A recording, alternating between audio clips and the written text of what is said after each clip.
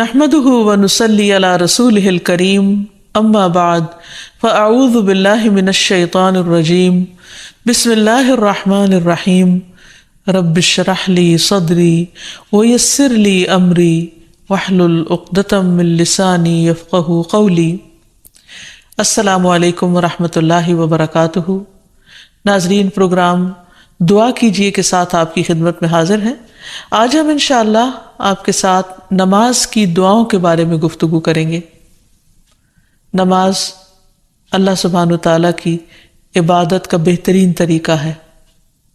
نماز میں انسان اللہ کا ذکر بھی کرتا ہے، اللہ سے دعائیں بھی کرتا ہے، اللہ سبحانہ وتعالیٰ کے سامنے عاجزی اور انکساری کا اظہار بھی کرتا ہے، رکوع اور سجدہ بھی کرتا ہے، اور اپنی حاجات بھی اللہ تعالیٰ کے سامنے پیش کرتا ہے۔ حقیقت یہ ہے کہ کائنات کی ساری چیزیں اللہ تعالیٰ کے آگے جھکی ہوئی ہیں، اس لیے انسان کے لیے بھی یہی بہترین ہے کہ وہ بھی اللہ تعالیٰ کے آگے جھک جائے، اور اس لیے بھی جھک جائے کہ نماز ایک فرض عبادت ہے۔ قرآن مجید میں اللہ تعالیٰ فرماتے ہیں، اور انہیں اس کے سوا حکم نہیں دیا گیا کہ وہ اللہ کی عبادت کرے، اس حال میں کہ اس کے لیے دین کو خالص کرنے والے، ایک طرف ہونے والے، اور نماز قائم کریں اور زکوٰۃ دیں، اور یہی مضبوط ملت کا دین ہے۔ یعنی اصل دین یہی ہے کہ انسان کے اندر اخلاص ہو، انسان اپنے دل کو اللہ تعالیٰ کی طرف راغب کرے، اپنے باقی اعضاء کو نماز کی صورت میں، اور اپنے مال کو یعنی بدنی اور مالی عبادات اللہ سبحانہ وتعالیٰ ہی کے لیے خالص کر لے۔ پھر اسلام کا دوسرا بڑا رکن ہے نماز۔ اسلام کی بنیاد 5 چیزوں پر ہے، جن میں سب سے پہلے توحید ہے، اور پھر دوسرا ذکر نماز کا آتا ہے۔ نبی صلی اللہ علیہ وسلم نے بار بار اس کی تلقین فرمائی۔ ایک دیہاتی آپ کی خدمت میں حاضر ہوا اور عرض کیا، یا رسول اللہ صلی اللہ علیہ وسلم، اسلام کیا ہے؟ آپ نے فرمایا، دن رات میں 5 نمازیں پڑھنا۔ اس نے پوچھا، کیا ان کے علاوہ بھی مجھ پر کوئی نماز فرض ہے؟ آپ نے فرمایا نہیں۔ تو گویا یہ ایک بیسک منیمم ریکوائرمنٹ ہے کہ ہر انسان اپنے رب کے سامنے، یعنی ہر مومن اپنے رب کے سامنے دن میں 5 بار جھکے اور وقت کی پابندی کے ساتھ حاضری دے۔ پھر اسی طرح اللہ سبحانہ وتعالیٰ دن میں 2 بار فرشتوں سے بندوں کی نمازوں کی رپورٹ لیتے ہیں، خبر لیتے ہیں۔ رسول اللہ صلی اللہ علیہ وسلم نے فرمایا، تمہارے پاس دن اور رات میں فرشتے باری باری آتے ہیں، اور وہ نماز فجر اور نماز عصر میں جمع ہوتے ہیں۔ جو فرشتے رات کو تمہارے پاس رہیں وہ آسمان پر جاتے ہیں، تو ان کا رب ان سے پوچھتا ہے، حالانکہ وہ اپنے بندوں کا حال خوب جانتا ہے، کہ تم نے میرے بندوں کو کس حال میں چھوڑا؟ وہ کہتے ہیں، ہم نے اس حال میں چھوڑا کہ وہ نماز پڑھ رہے تھے، اور اس حال میں ان کے پاس پہنچے کہ وہ نماز پڑھ رہے تھے۔ تو اللہ سبحانہ وتعالیٰ انسان سے کوئی رزق نہیں چاہتے، تو اللہ سبحانہ وتعالیٰ نے بندوں کو پیدا ہی اپنی عبادت کے لیے کیا ہے۔ وہ ان سے دنیا کا مال یا رزق نہیں چاہتے، وہ چاہتے ہیں کہ بندے اپنی بندگی کا ثبوت دیں، اور اس کے لیے وہ طریقہ اختیار کریں جو اللہ تعالیٰ نے خود ان کو اس کام کے لیے سکھایا ہے، یعنی نماز۔ پھر اس کے علاوہ یہ بات بھی یاد رہے کہ نماز صرف ایک فریضہ ہی نہیں، یا نماز صرف اللہ سبحانہ وتعالیٰ کا حکم ماننا ہی نہیں، بلکہ نماز انسان کے گناہوں کی آگ کو بجھانے کا کام بھی دیتی ہے، یعنی خود انسان کے لیے پیوریفیکیشن اور تزکیہ کا کام کرتی ہے، اور اس کو برے انجام سے بچاتی ہے۔ رسول اللہ صلی اللہ علیہ وسلم نے فرمایا، جب ہر نماز کا وقت شروع ہوتا ہے تو ایک منادی کو بھیجا جاتا ہے، یعنی جو آواز لگاتا ہے، وہ یوں اعلان کرتا ہے، آدم کے بیٹو اٹھو اور اس آگ کو بجھاؤ جو تم نے اپنے نفسوں کے لیے جلائی ہے۔ تو وہ کھڑے ہوتے ہیں اور وضو کرتے ہیں، تو ان کی آنکھوں سے گناہ جھڑ جاتے ہیں، اور جب وہ نماز پڑھتے ہیں تو اس اور سابقہ نماز کے درمیانی وقفے میں ہونے والے گناہ بخش دیے جاتے ہیں۔ پھر وہ لوگ گناہ کر کے آگ جلاتے ہیں۔ جو ہی ظہر کی نماز کا وقت ہوتا ہے تو اعلان کرنے والا اعلان کرتا ہے، بنو آدم اٹھو اور اس آگ کو بجھاؤ جو تم نے اپنے نفسوں کے لیے جلائی ہے۔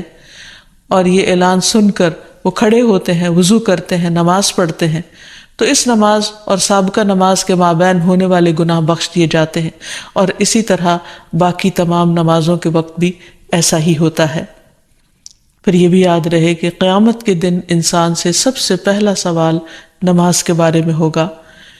حدیث میں آتا ہے کہ اللہ تعالیٰ فرشتوں سے فرمائے گا، حالانکہ وہ خود ہی خوب جاننے والا ہے، کہ میرے بندے کی نماز دیکھو کہ کیا اس نے اس کو پورا کیا ہے یا اس میں کوئی کمی ہے۔ چنانچہ اگر وہ کامل ہوئی تو پوری کی پوری لکھ دی جائے گی، اور اگر اس میں کوئی کمی ہوگی تو اللہ تعالیٰ فرمائے گا، دیکھو کیا میرے بندے کی کچھ نوافل بھی ہیں، یعنی فرض کی کمی نوافل سے پوری کی جائے گی۔ اگر نفل ہوں گے تو اللہ تعالیٰ فرمائے گا، میرے بندے کے فرضوں کو اس کے نفلوں سے پورا کر دو۔ پھر اسی انداز سے دیگر اعمال لیے جائیں گے۔ پھر اسی طرح یہ ہے کہ باقی اعمال کی درستگی کا انحصار بھی نماز کی درستگی پر ہے، کیونکہ نماز میں انسان دراصل اللہ سبحانہ وتعالیٰ کے حضور حاضر ہوتا ہے اور اس بات کا وعدہ کرتا ہے کہ ایاک نعبد، صرف تیری ہی ہم عبادت کرتے ہیں۔ اور پھر اگر نماز کے بعد یعنی سلام پھیرنے کے بعد وہ اللہ تعالیٰ کی باتیں ماننے سے انکار کرتا ہے یا اللہ تعالیٰ کی نافرمانی کرتا ہے تو پھر ایک طرح سے وعدہ خلافی کرتا ہے، اور پھر تھوڑی دیر کے بعد دوبارہ وقت ہو جاتا ہے تو دوبارہ اللہ تعالیٰ کے پاس جاتے ہوئے پھر وہ شرماتا ہے، گھبراتا ہے، اور جب وہ کہتا ہے ایاک نعبد و ایاک نستعین تو گویا اللہ تعالیٰ کو راضی کرتا ہے، لیکن پھر وہ بھول جاتا ہے اور پھر دوبارہ۔ تو اس طرح نماز انسان کو مسلسل گناہوں سے پاک کرتی رہتی ہے، بری عادات سے پاک کرتی رہتی ہے، اللہ تعالیٰ کی عبادت کے قابل بناتی ہے، اور پھر یہ بھی کہ نہ صرف یہ کہ انسان کی دنیاوی حالت کو درست کرتی ہے بلکہ قبر میں بھی اس کے لیے روشنی کا ذریعہ ہوگی، اس کی حفاظت کا ذریعہ ہوگی۔ اور قبر میں بندے کی حسرت کیا ہوگی؟ ابو ہریرہ کہتے ہیں کہ نبی صلی اللہ علیہ وسلم ایک قبر کے پاس سے گزرے اور اسے حال میں ہی دفن کیا گیا تھا، تو آپ نے فرمایا، یہ 2 رکعتیں جو کتنی خفیف ہوتی ہیں اور تم لوگ انہیں حقیر اور زائد سمجھتے ہو، یعنی 2 نفل پڑھتے ہوئے گھبراتے ہو، لیکن وہ 2 رکعتیں اگر یہ صاحب قبر اپنے عمل میں زیادہ کر لیتا تو اس کی نظر میں باقی تمام دنیا سے بھی زیادہ اس کو محبوب ہوتی۔ یعنی اگر وہ یہ نماز پڑھ لیتا تو اس وقت اس کو یہ نماز یعنی 2 رکعتیں جو ہیں ہر چیز سے زیادہ پیاری ہوتی جو اس وقت اس کے پاس ہے۔ پھر یہ بھی یاد رہے کہ نبی صلی اللہ علیہ وسلم کے آخری الفاظ نماز کے بارے میں تھے، اور اسلام میں بچوں کو بھی سب سے پہلے دین کی جو چیز سکھانے کی ضرورت ہے وہ نماز ہی ہے، یعنی عملی زندگی میں۔ چونکہ اس نماز کے بہت سارے فائدے ہیں، اس لیے انسان کو نماز شوق کے ساتھ پڑھنی چاہیے اور اس کو اپنے اوپر بوجھ نہیں سمجھنا چاہیے۔ نماز اللہ سبحانہ وتعالیٰ کی رحمت کا ذریعہ ہے۔ اللہ تعالیٰ فرماتے ہیں وَأَقِيمُوا الصَّلَاةَ وَآتُوا الزَّكَاةَ وَأَطِيعُوا الرَّسُولَ لَعَلَّكُمْ تُرْحَمُونَ، نماز قائم کرو، زکوٰۃ ادا کرو، رسول کی اطاعت کرو تاکہ تم پر رحم کیا جائے۔ نبی صلی اللہ علیہ وسلم نے فرمایا جب تم میں سے کوئی شخص نماز کے لیے کھڑا ہوتا ہے تو اللہ تعالیٰ کی رحمت اس کی طرف متوجہ ہوتی، یعنی وہ رحمت کا مستحق ہو جاتا ہے، اور ایسے بندے سے اللہ سبحانہ و تعالیٰ خوش ہوتے ہیں، کیونکہ ایسے لوگ اللہ تعالیٰ کو راضی کرنے کے لیے دوڑ دھوپ کر رہے ہوتے ہیں۔ رسول اللہ صلی اللہ علیہ وسلم نے فرمایا اللہ نے اپنے بندوں پر 5 نمازیں فرض کر دی ہیں، جو شخص انہیں اس طرح ادا کرے کہ ان میں سے کسی چیز کو ضائع نہ کرے اور نہ ان کا حق معمولی سمجھے تو اللہ تعالیٰ کا وعدہ ہے کہ اسے جنت میں داخل کرے گا، اور جو انہیں اس طرح ادا نہ کرے تو اس سے اللہ تعالیٰ کا کوئی وعدہ نہیں، چاہے تو سزا دے چاہے تو معاف کر دے۔ اس لیے نماز کے سلسلے میں یہ بات بھی یاد رہے کہ انسان نماز کو صحیح طریقے پر ادا کرے، یعنی پورے آداب، شرائط اور سنن واجبات کی پابندی کرتے ہوئے۔ اور اگر انسان نماز کی طرف راغب نہیں ہوتا تو اس سے انسان کا بہت بڑا نقصان ہو جاتا ہے۔ اللہ سبحانہ وتعالیٰ قرآن مجید میں فرماتے ہیں وَأَقِيمُوا الصَّلَاةَ وَلَا تَكُونُوا مِنَ الْمُشْرِكِينَ، نماز قائم کرو اور مشرکین میں سے نہ ہو جاؤ۔ یعنی نماز جو ہے وہ انسان کی توحید کی علامت ہے، انسان کے ایمان کی گواہی ہے۔ نبی صلی اللہ علیہ وسلم نے فرمایا انسان اور اس کے کفر اور شرک کے درمیان فرق نماز سے ہوتا ہے، یعنی نماز کا چھوڑنا جو ہے وہ اس فرق کو ختم کر دیتا ہے۔ پھر اسی طرح منافقین جو تھے ان پر نماز بہت بھاری تھی، تو یہ نفاق کی علامتوں میں سے ہے کہ انسان نمازوں میں سستی کرے۔ قرآن مجید میں آتا ہے وَلَا يَأْتُونَ الصَّلَاةَ إِلَّا وَهُمْ كُسَالَىٰ، کہ وہ نماز نہیں پڑھتے مگر سستی کے مارے، یعنی بہت بوجھل سمجھ کے اور بہت مصیبت سمجھ کر اس کو ادا کرتے ہیں، شوق سے نماز کی طرف نہیں آتے۔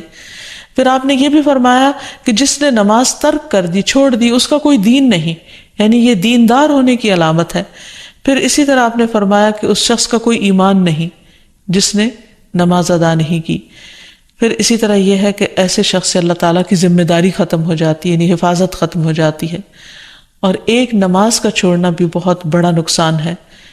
آپ نے فرمایا جس کی عصر کی نماز فوت ہو گئی گویا اس کا مال اور اولاد فنا ہو گیا، یعنی اتنے بڑے بڑے نقصان انسان کرتا ہے جب نماز چھوڑتا ہے۔ پھر اسی طرح بے نمازی انسان کے لیے موت کی سختیوں کا بھی ذکر ہے۔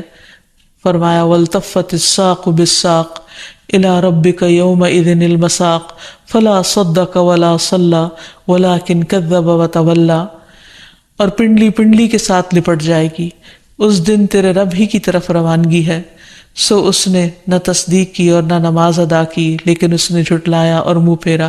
یعنی یہ موت کے دن کا منظر ہے کہ اس وقت انسان کی حالت کیا ہوگی اگر وہ دنیا میں اللہ کی عبادت نہیں کرتا اور نماز نہیں پڑھتا۔ اسی طرح نماز سے غافل جو ہے اس کے لیے قبر میں بھی سزا بتائی گئی۔ سمرہ بن جندب کہتے ہیں کہ خواب بیان کرتے ہوئے نبی صلی اللہ علیہ وسلم نے فرمایا کہ ایک شخص کو دیکھا آپ نے کہ جس کا سر پتھر سے کچلا جا رہا تھا، وہ قرآن کا حافظ تھا مگر وہ قرآن سے غافل ہو گیا تھا اور فرض نماز پڑھے بغیر سو جایا کرتا تھا۔ یعنی ایون اگر کسی نے قرآن مجید حفظ کر رکھا ہے تو وہ بھی فائدہ نہیں دے گا جب تک کہ انسان نماز کی پابندی نہ کرے۔ پھر اسی طرح قرآن مجید میں ان لوگوں کے لیے بھی وعید ہے جو نمازوں کو ضائع کر دیتے ہیں۔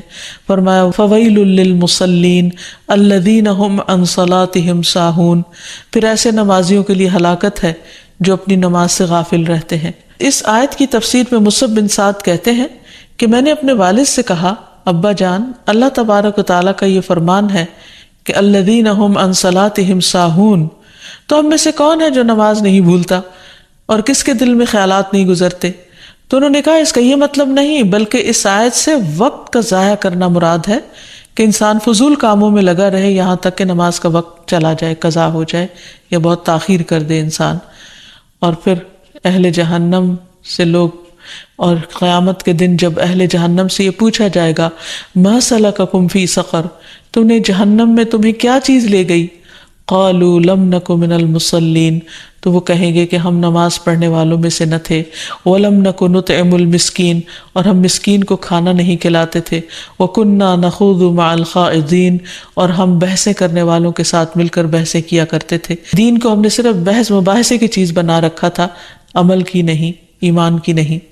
تو اس لیے بہت ضروری ہے کہ انسان نمازوں کی پابندی کرے اور درست طریقے پر ان کو پڑھے، لیکن اگر کسی وجہ سے غفلت ہو رہی ہو یا انسان کا دل نہ چاہتا ہو یا اس کے لیے بوجھل ہو رہی ہو تو انسان اللہ تعالیٰ سے دعا مانگے کہ اللہ تعالیٰ مجھے خشوع و خضوع والی نماز نصیب فرما، کیونکہ اللہ تعالیٰ کا وعدہ ہے قد افلح المؤمنون الذین هم فی صلاتهم خاشعون، یقیناً فلاح پا گئے وہ مومن جو اپنی نمازوں میں خشوع اختیار کرتے ہیں۔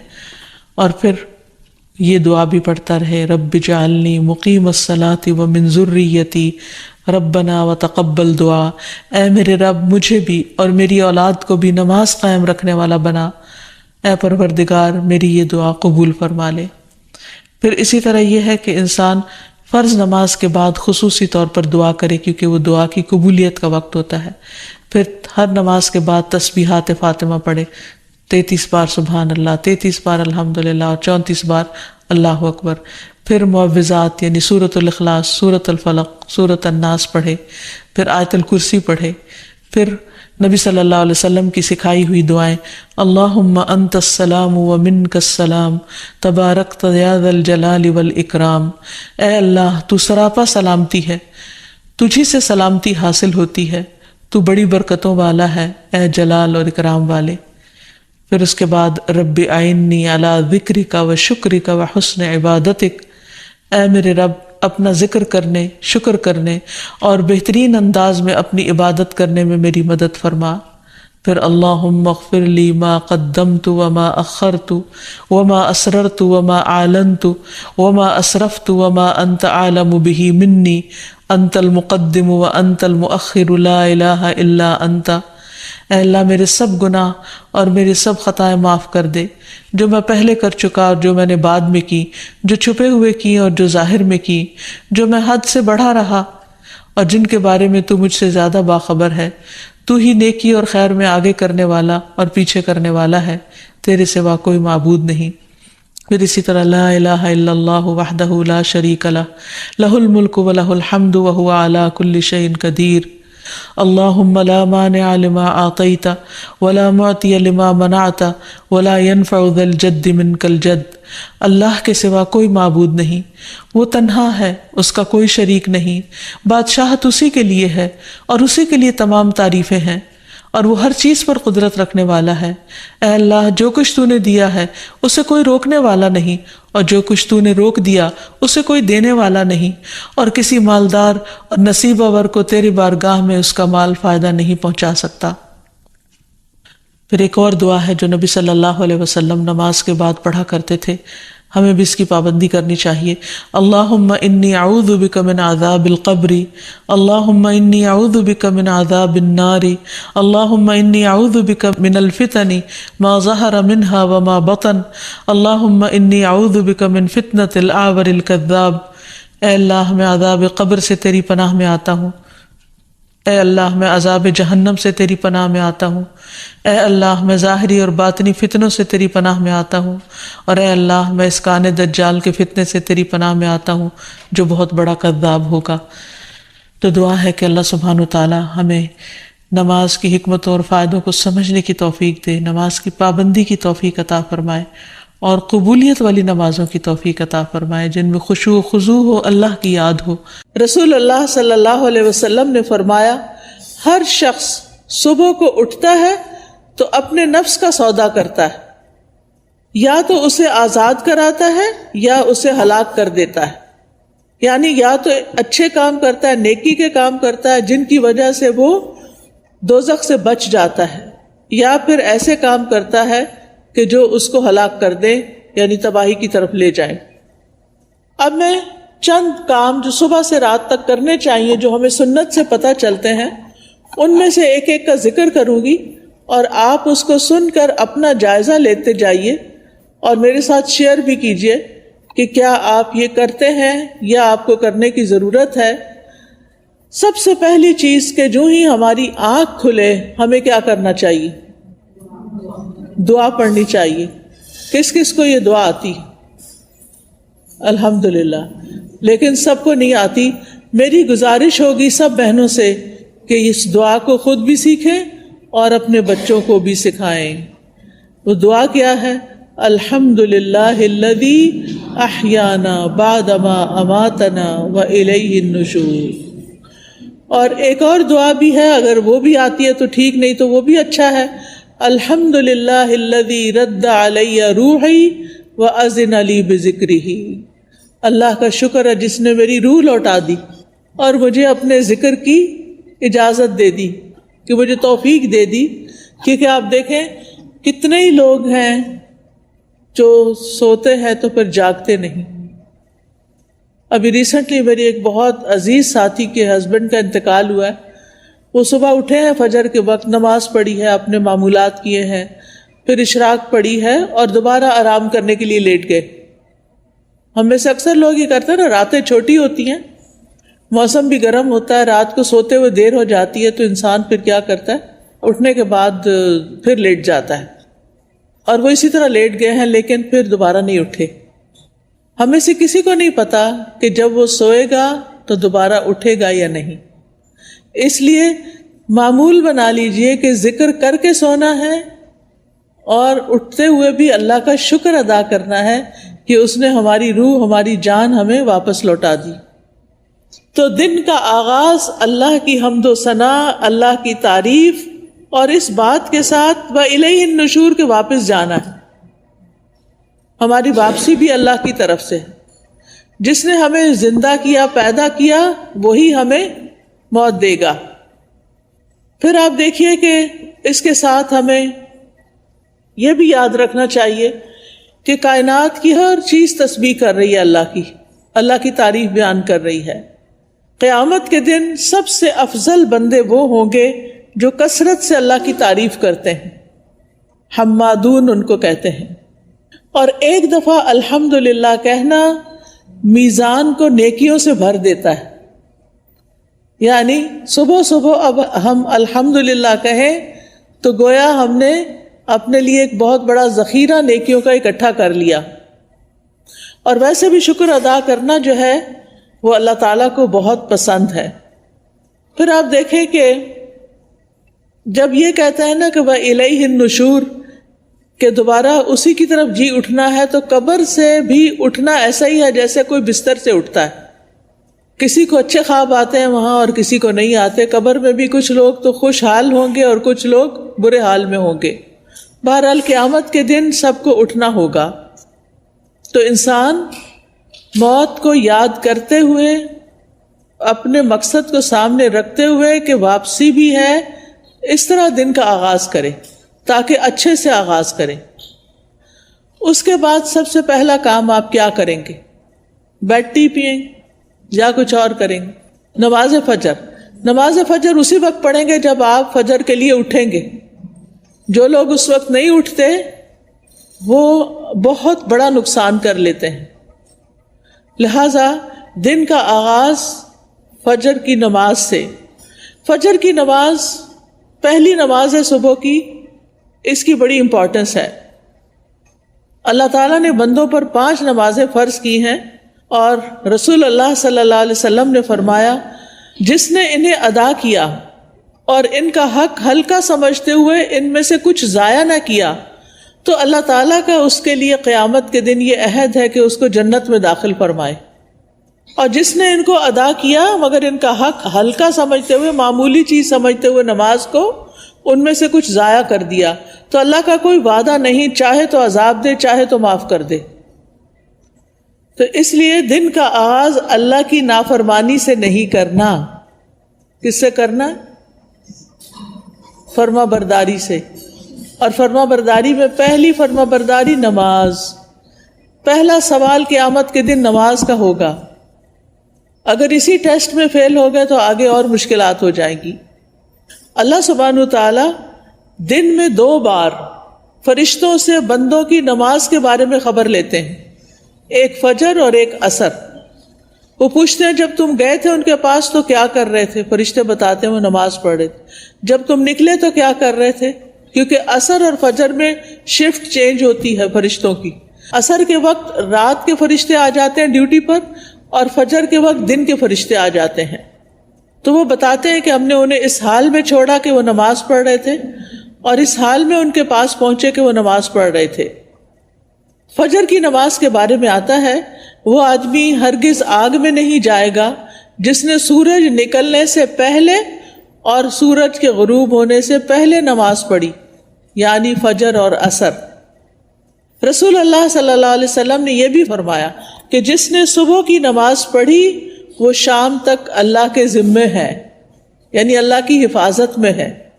تو فجر کی نماز بہت امپورٹنٹ نماز ہے، اور نماز پڑھنے والے سے اللہ کا رزق کا وعدہ ہے. اس لیے خود بھی نماز ادا کریں اور گھر والوں کو بھی اٹھائیں، پیار سے، محبت سے، امپورٹنس بتا کے کہ وہ سوتے نہ رہے، کیونکہ اس کی نحوست ہوتی ہے. فجر کی نماز میں 2 سنتیں پڑھنا بہت ضروری ہے. کچھ لوگ صرف فرض پڑھتے ہیں نا، تو فجر میں آپ سنت نہیں چھوڑ سکتے. حضرت عائشہ رضی اللہ تعالی عنہا بتاتی ہیں کہ آپ صلی اللہ علیہ وسلم نے فرمایا فجر سے پہلے کی 2 رکعتیں دنیا اور جو کچھ اس میں اس سے بہتر ہے. نبی صلی اللہ علیہ وسلم نے ان 2 رکعتوں کو دنیا کی ہر چیز سے قیمتی قرار دیا. اور جو سویا رہے اس کے بارے میں آتا ہے نبی صلی اللہ علیہ وسلم کے پاس ایک ایسے آدمی کا ذکر کیا گیا جو رات سے صبح تک سوتا ہی رہا. آپ نے فرمایا یہ ایسا شخص ہے جس کے کان، یا فرمایا دونوں کانوں میں شیطان پیشاب کرتا ہے، یعنی غافل ہو جاتا ہے پھر. اور اسی طرح ایک اور خواب آپ صلی اللہ علیہ وسلم کا، اس میں آپ کو دکھایا گیا کہ ایک شخص تھا جس کا سر پتھر سے کچلا جا رہا تھا. وہ قرآن کا حافظ تھا لیکن قرآن سے غافل ہو گیا اور فرض نماز پڑھے بغیر سو جاتا تھا، یعنی نماز نہیں پڑھتا تھا اور سویا رہتا تھا. نماز پڑھتے ہوئے ایک چیز یہ بھی خیال کرنی ہے کہ خشوع کے ساتھ نماز پڑھنی ہے. خشوع کا مطلب رونا نہیں ہوتا بلکہ دل کا متوجہ ہونا ہوتا ہے، یعنی شعور کے ساتھ رب سے مناجات کریں، اطمینان اور خشوع سے سجدہ کریں، یعنی پورے سکون کے ساتھ، کیونکہ ایک سجدے کی وجہ سے اللہ تعالیٰ ایک درجہ بڑھا دیتے ہیں اور ایک گناہ مٹ جاتا ہے۔ نماز کے فوراً بعد کیا کرنا چاہیے؟ اذکار، شابش۔ نماز کے بعد اگر کوئی مصلی پر بیٹھا رہے تو جب تک اس کا وضو نہیں ٹوٹتا فرشتہ اس کے لیے دعا کرتا ہے، اللہم اغفر لہ، اللہم ارحمہ، اے اللہ اس کی بخشش فرما دے، اے اللہ اس پہ رحم فرما۔ یعنی آپ مصلی پہ بیٹھے ذکر کر رہے ہیں، تسبیحات پڑھ رہے ہیں، دعائیں کر رہے ہیں، اور فرشتہ آپ کے لیے دعائیں کرنا شروع ہو گیا ہے۔ جو شخص دن اور رات میں فرضوں کے علاوہ 12 رکعتیں پڑھے اس کے لیے بہشت میں گھر بنایا جاتا ہے۔ ان 12 رکعتوں کی تفصیل کیا ہے؟ 4 رکعت ظہر سے پہلے، 2 رکعت اس کے بعد، 2 رکعت مغرب کے بعد، 2 رکعت عشاء کے بعد، اور 2 رکعت نماز فجر سے پہلے۔ حضرت ابن عمر رضی اللہ عنہ فرماتے ہیں کہ میں نے رسول اللہ صلی اللہ علیہ وسلم کے ساتھ ظہر سے پہلے 2 رکعتیں پڑھی۔ اس سے کیا پتہ چلتا ہے کہ ظہر سے پہلے 4 کی بجائے 2 رکعتوں کا بھی جواز ہے، یعنی اگر آپ مصروف ہیں یا جلدی میں ہیں تو بجائے اس کے کہ بالکل چھوڑ دیں تو 4 کی بجائے 2 بھی پڑھ سکتے ہیں۔ رسول اللہ صلی اللہ علیہ وسلم نے فرمایا رات اور دن کی نماز 2 رکعتیں کر کے پڑھو، تو اس سے یہ بھی پتہ چلتا ہے کہ 4 رکعت کو بھی 2 کر کے پڑھا جا سکتا ہے۔ رسول اللہ صلی اللہ علیہ وسلم سنتیں گھر میں پڑھتے تھے۔ حضرت عبداللہ بن شقیق سے روایت ہے کہ میں نے حضرت عائشہ سے رسول اللہ صلی اللہ علیہ وسلم کے نفلوں کا حال دریافت کیا تو حضرت عائشہ نے کہا رسول اللہ صلی اللہ علیہ وسلم میرے گھر میں ظہر سے پہلے 4 رکعتیں پڑھتے تھے، پھر آپ نکلتے اور لوگوں کے ساتھ ظہر کے فرض پڑھتے، پھر گھر میں داخل ہوتے اور 2 رکعتیں نماز پڑھتے۔ آپ لوگوں کے ساتھ مغرب کی نماز پڑھتے، پھر گھر میں داخل ہوتے اور 2 رکعت سنت پڑھتے، پھر آپ لوگوں کے ساتھ عشاء کی نماز پڑھتے، پھر گھر میں داخل ہوتے اور 2 رکعتیں نماز پڑھتے، اور رات کو آپ صلی اللہ علیہ وسلم 9 رکعت تہجد کی نماز پڑھتے، ان میں وتر بھی ہوتا تھا، اور جب صبح نمودار ہوتی تو نماز فجر سے پہلے 2 رکعتیں سنت پڑھتے تھے، اور یہ سنت نمازیں اور نفل نمازیں آپ کی گھر پر ہوتی تھی۔ غیر مؤکدہ سنتیں، رسول اللہ صلی اللہ علیہ وسلم نے فرمایا جو شخص عصر سے پہلے 4 رکعت سنت پڑھے اللہ اس پر رحمت کرے، یعنی شوق دلایا گیا ہے، تاکید نہیں۔ مغرب سے پہلے 2 رکعتیں، رسول اللہ صلی اللہ علیہ وسلم نے 2 مرتبہ فرمایا مغرب سے پہلے 2 رکعتیں ادا کرو، تیسری بار فرمایا جس کا جی چاہے، یعنی بھی غیر مؤکدہ ہے۔ یہ اس لیے فرمایا کہ کہیں لوگ اسے سنت مؤکدہ نہ بنا لیں۔ حضرت انس رضی اللہ عنہ سے روایت ہے کہ مدینہ میں مؤذن مغرب کی اذان کہتا، ہم سب ستونوں کی طرف دوڑتے اور 2 رکعتیں پڑھتے، لوگ اس کثرت سے 2 رکعتیں پڑھتے کہ اجنبی یہ گمان کرتا کہ مغرب کی جماعت ہو چکی ہے، یعنی سب لوگ تقریباً یہ سنتیں پڑھنے کے لیے دوڑ پڑتے تھے۔ ستونوں کا ذکر کیوں ہے؟ اس سے کیا حکمت کی بات پتہ چلتی؟ سترہ بنانے کے لیے، کیونکہ ہوتا یہ نا کہ جب سنت پڑھی جا رہی ہوتی ہے تو کوئی شخص صف کو ملانے کے لیے آگے سے گزرتا ہے، کوئی دائیں سے کوئی بائیں سے، تو اس صورت میں پھر عموماً نمازیوں کے لیے گزرنا مشکل ہو جاتا ہے۔ تو خاص سنت آپ فرض سے پہلے پڑھیں یا پھر فرض کے بعد پڑھیں، کوشش یہ کریں کہ آپ کے سامنے سترہ ہو، کیونکہ جماعت کی نماز میں تو امام کے سامنے کا سترہ سب کے لیے کافی ہو جائے گا، لیکن سنت کے لیے اپنا اپنا سترہ بنانا پڑے گا، اور اس کے لیے خصوصاً ایسی جگہ کی تلاش کہ جہاں آپ کے آگے سے کوئی نہ گزرے، جیسے پلر وغیرہ ہو، اور اگر ایسی جگہ نہ ملے تو پھر اپنی ہی کوئی چیز سامنے رکھ کے، جیسے بیگ ہے یا کوئی بھی چیز رکھ کے نماز پڑھیں تاکہ گزرنے والوں کو تکلیف نہ ہو، کیونکہ بعض لوگ لمبی نماز رستے میں پڑھنے کھڑے ہو جاتے ہیں، اس سے دوسروں کو پریشانی ہوتی ہے، تو دوسروں کو تکلیف دینے سے بچنا چاہیے۔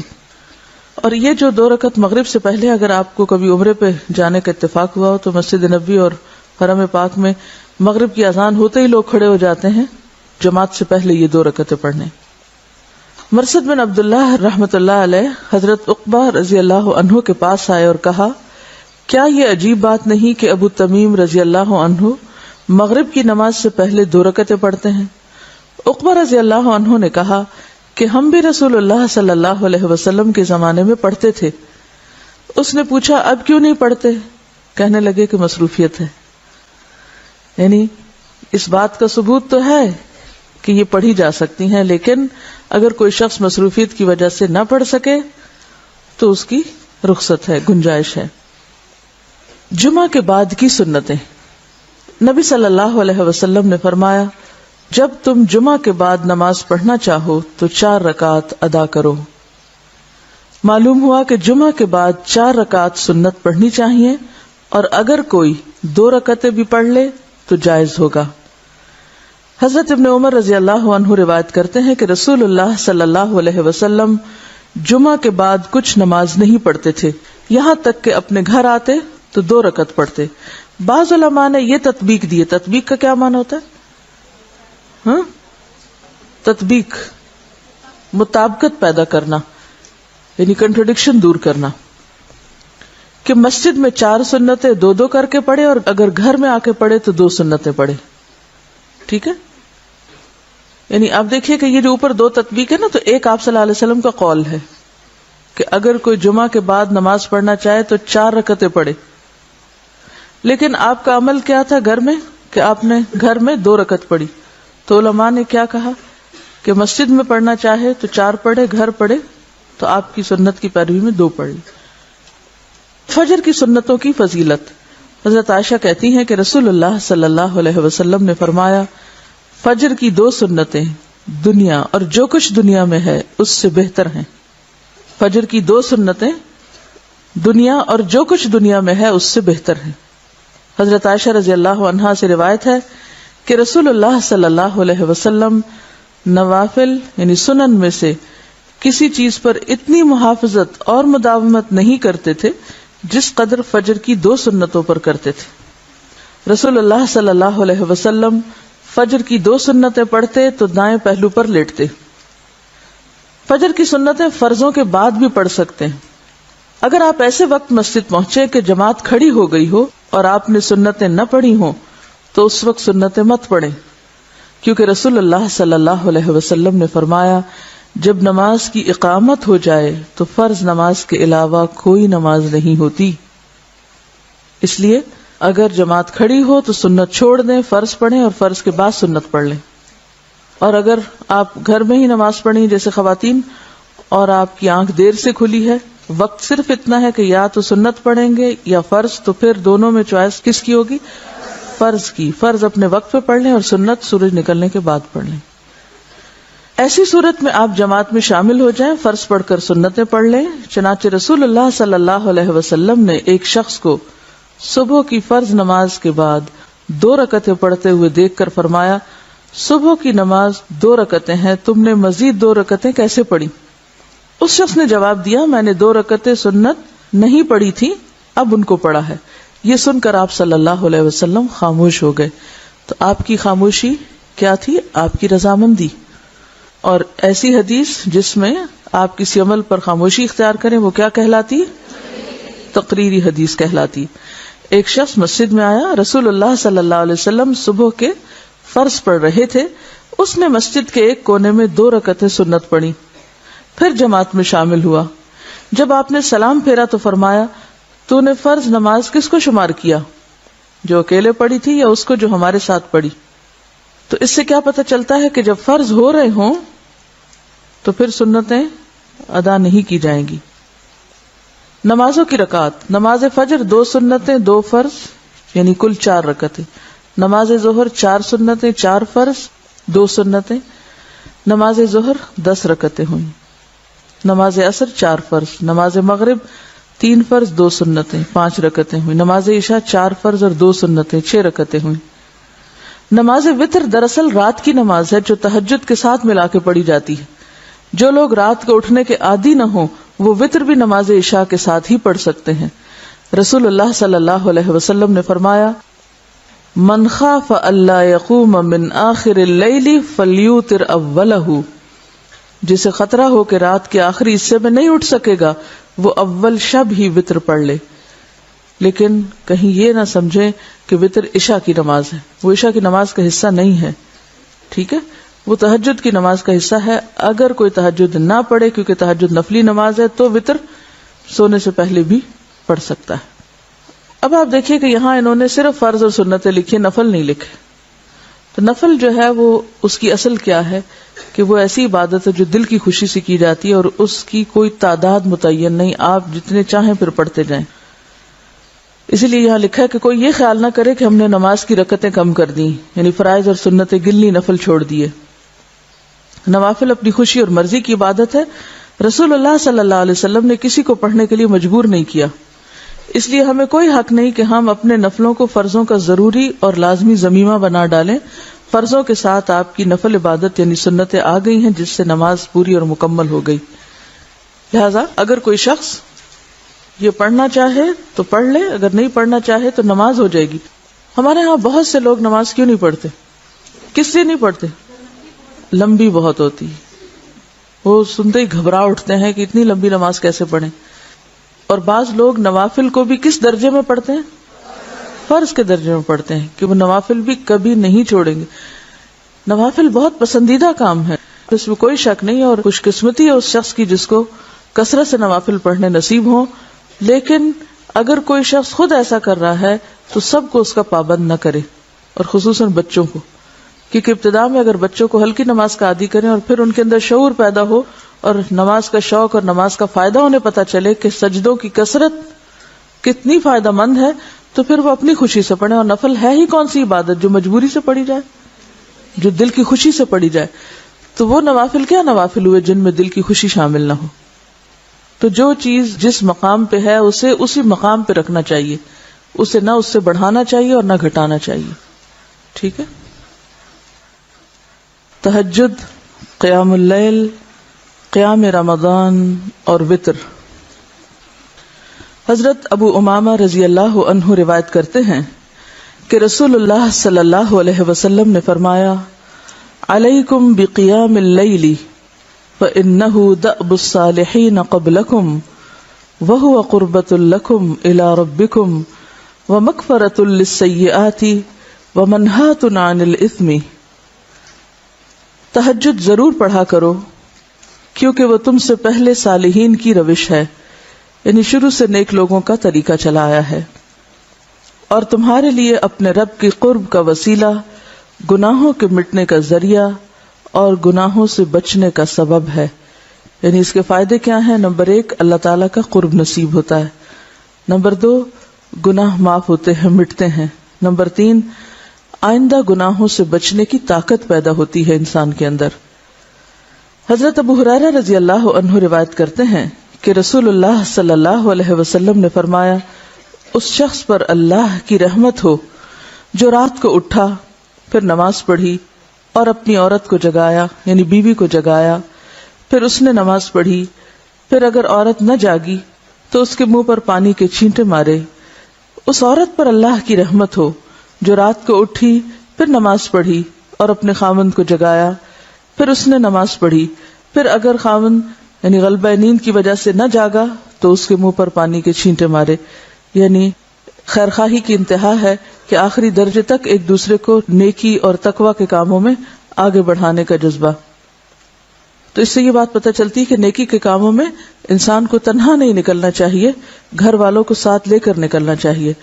اور چھینٹے آپ صرف اس وقت مار سکتے ہیں جب آپ کی دوسرے شخص کے ساتھ اتنی انڈرسٹینڈنگ ہو کہ وہ آپ کے چھینٹے برداشت بھی کر سکے، اور اگر عام زندگی میں دوستی نہیں، تعلق نہیں، تو پھر ان چھینٹوں کو بھی برداشت نہیں کرے گا کوئی۔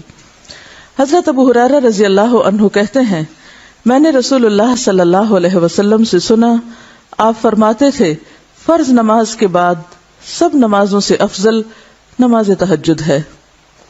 رسول اللہ صلی اللہ علیہ وسلم نے فرمایا جب انسان سوتا ہے تو شیطان اس کی سر کی گدی پر 3 گرہ لگاتا ہے۔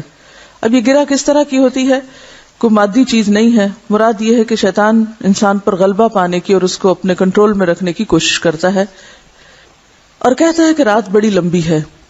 اگر وہ بیدار ہو کر اللہ کا ذکر کرے تو ایک گرہ کھل جاتی ہے، اور اگر وضو کرے تو دوسری گرہ کھل جاتی، اور اگر نماز پڑھے تو تیسری گرہ کھل جاتی، اور وہ شادمان اور پاک نفس ہو کر صبح کرتا ہے. یعنی خوشی خوشی صبح ہوتی ہے اس کی، ورنہ اس کی صبح خبیث اور سست نفس کے ساتھ ہوتی. اور آپ سوچیے کہ اگر دن کا آغاز ہی سستی کے ساتھ ہو، خباثت نفس کے ساتھ ہو، تو انسان پھر کون سا نیکی کا کام خوشی سے کر سکتا ہے؟ پھر اس کے مزاج میں کہاں سے اطمینان اور سکون پیدا ہو سکتا ہے؟ تو سب سے پہلی عادت جو ہم سب کو اختیار کرنی چاہیے وہ صبح وقت پر اٹھنے کی، کیونکہ اگر دن کا آغاز درست نہیں تو انجام کیسے درست ہو سکتا ہے؟ عموماً ہم لوگ رات کو دیر تک جاگتے رہتے ہیں اور صبح فجر کی نماز بھی وقت پہ نہیں پڑھتے، تو اسی سے ساری خرابیوں کی ابتدا ہو جاتی. رسول اللہ صلی اللہ علیہ وسلم نے فرمایا، اللہ تعالیٰ ہر رات آسمان دنیا پر نزول فرماتا ہے. جب 1/3 رات باقی رہ جاتی ہے تو فرماتا ہے، کوئی ہے جو مجھے پکارے میں اس کی دعا قبول کروں، کوئی ہے جو مجھ سے مانگے میں اس کو دوں، کوئی ہے جو مجھ سے بخشش طلب کرے میں اس کو بخش دوں. ہم میں سے ہر شخص اس بات کا حریص ہے کہ اس کی دعائیں قبول ہوں، لیکن جو دعاؤں کی قبولیت کا وقت ہوتا ہے اس سے فائدہ نہیں اٹھاتے، اور پھر جب کوئی ضرورت پڑتی ہے تو بندوں سے مانگتے ہیں یا بندوں سے توقع رکھتے ہیں یا بندوں کا سہارا ڈھونڈتے ہیں. اور آپ سوچئے کہ اللہ تعالیٰ اس وقت ان بندوں کو کس نظر سے دیکھتا ہوگا جو ضرورت کے وقت اللہ کو چھوڑ کر جو ہر چیز دے سکتا ہے بندوں کے در پہ جاتے ہیں یا بندوں سے توقع رکھتے ہیں یا بندوں پر تکیہ کرتے ہیں یا بندوں پر توکل اور بھروسہ کرتے ہیں. آپ خود سوچئے، ذرا تھوڑا سا اس بات کو محسوس تو کیجئے کہ جو قادر مطلق ہستی ہر وقت آپ کو دینے کو تیار ہے، اس کو تو آپ بھول جائیں، اور بندے جو کسی کام کے قابل نہیں ان پہ بھروسہ کر بیٹھیں اور ان سے امیدیں لگا بیٹھیں. اس وقت اللہ تعالیٰ کیا سوچتا ہوگا کہ میرا یہ بندہ کیسا ہے جو مجھے چھوڑ کر، مجھ سے منہ موڑ کر اوروں کے در پہ جاتا ہے. یعنی کتنی گھٹیا حرکت ہے ویسے بھی اگر سوچا جائے تو، اور کتنی بے وقوفی کی بات ہے کہ جو رب سب کچھ کر سکتا ہے اس سے تو نہ مانگا جائے، اور انسان جو کسی کام کے لائق نہیں، کچھ بھی ان کے اختیار میں نہیں، مٹی کے پتلے ہیں، ان کے پیچھے بھاگے انسان اور ان سے مانگے اور ان پر نظر رکھے. تو پہلی چیز جو ہمیں زندگی میں لانی ہے وہ اللہ کی پہچان ہے، اور اللہ کی قدر پہچاننے کی بات ہے، اللہ کی عظمت کو دل میں لانے کی بات ہے. جب تک وہ نہیں آتی کوئی عمل درست نہیں ہو سکتا، نہ نمازیں درست ہو سکتی ہیں اور نہ ہی معاملات اور اخلاق درست ہو سکتا ہے، کیونکہ ہماری ساری خرابیوں کی اصل وجہ شرک ہے کہ ہم اس کو بھول کر اوروں پہ توکل کرتے ہیں، اوروں کی طرف دیکھتے ہیں. تو ہم میں سے کون ہے جو محتاج نہیں؟ ہم میں سے کون ہے جسے یہ ضرورت نہیں کہ اس کی دعائیں قبول ہوں؟ ہم میں سے کون ہے جو یہ نہیں چاہتا کہ اس کی سنی جائے؟ لیکن جب وہ پکارتا ہے تو ہم سو جاتے ہیں. لہذا ہم سب کو پھر اپنے اندر جھانکنے کی ضرورت ہے اور اپنی کمی کو دیکھنے کی ضرورت ہے، نہ کہ اللہ پر شکوہ کرنے کی. تو اللہ تعالیٰ ہر روز پکارتا ہے، کوئی ہے جو مجھے پکارے میں اس کی دعا قبول کروں؟ کہاں ہے پکارنے والے؟ کہاں ہے ضرورت مند اور حاجت مند؟ کوئی ہے جو مجھ سے مانگے تو میں اس کو دوں، کوئی ہے جو مجھ سے بخشش طلب کرے میں اس کو بخش دوں. دیکھیں کب تک ہم سوتے رہیں گے اور اس سے استغفار نہیں کریں گے؟ کہیں ایسا نہ ہو کہ اس مصیبت میں جا پڑے کہ جہاں پھر سونا نصیب ہی نہ ہو، جہاں پھر کوئی سو ہی نہیں سکتا. نبی رحمت صلی اللہ علیہ وسلم کا شوق تہجد. حضرت مغیرہ رضی اللہ عنہ فرماتے ہیں، رسول اللہ صلی اللہ علیہ وسلم نے رات کو تہجد میں اتنا لمبا قیام کیا کہ آپ کے پاؤں سوج گئے. آپ سے سوال ہوا، آپ اتنی مشقت کیوں کرتے ہیں؟ آپ تو اللہ کے پیارے ہیں، اللہ کے قریب ہیں، آپ کیوں اتنا تھکاتے ہیں خود کو؟ حالانکہ آپ مغفور ہیں، یعنی آپ کی تو ہر چیز بخشی جا چکی ہے، یعنی آپ تو اللہ کے چنے ہوئے بندوں میں سے ہیں، آپ پر تو اللہ کی رحمتیں ہیں. آپ نے فرمایا، کیا پھر میں اللہ کا شکر گزار بندہ نہ بنوں؟ یعنی اگر اللہ نے مجھ پر اتنا انعام کیا ہے، اتنا کرم کیا ہے کہ ہر نعمت سے نوازا ہے، نبوت کی نعمت سے نوازا ہے، بخشش و رحمت کی نعمت سے نوازا ہے، تو پھر کیا مجھے شکر گزار نہیں ہونا چاہیے؟ یہ سب کچھ پا کے پھر سو جانا چاہیے، پھر آرام کرنا چاہیے، پھر اسی رب کو بھول جانا چاہیے جس نے یہ سب کچھ دیا؟ تو شکر گزاری کیا ہے؟ نعمتوں کا اعتراف اور نعمتیں پا کر نعمت دینے والے کو یاد رکھنا، اس کو نہ بھولنا اور اسی کو نمبر 1 رکھنا۔ نیند سے جاگتے وقت یہ دعا پڑھیں۔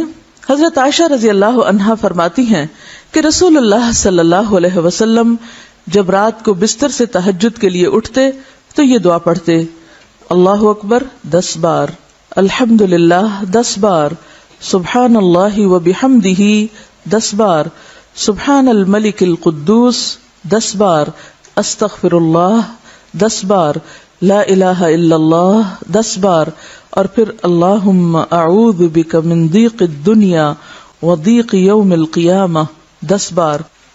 یہاں گنتی کا ذکر ہوا ہے کیونکہ 1 سے زائد تسبیحات ہیں، اور 10 بار گننا کچھ مشکل بھی نہیں۔ ساری تسبیحات پڑھ کے اللہ کی بڑائی بیان کر کے، اللہ کی تعریف بیان کر کے، اللہ کی تسبیح بیان کر کے، استغفار پڑھ کے، لا الہ الا اللہ پڑھ